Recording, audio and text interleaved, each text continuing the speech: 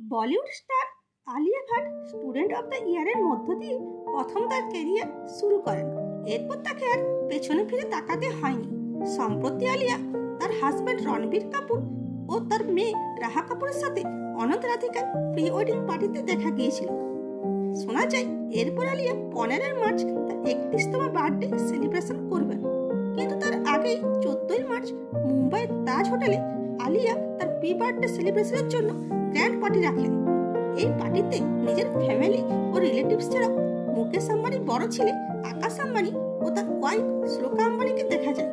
মুকেশ আম্বানির মেয়ে ঈশা আম্বানি হলো আলিয়া ভাটের ক্লোজ ফ্রেন্ড, তাই ঈশা আম্বানিও তার হাজব্যান্ড আনন্দ পিরামলকে এই পার্টিতে দেখা যায়।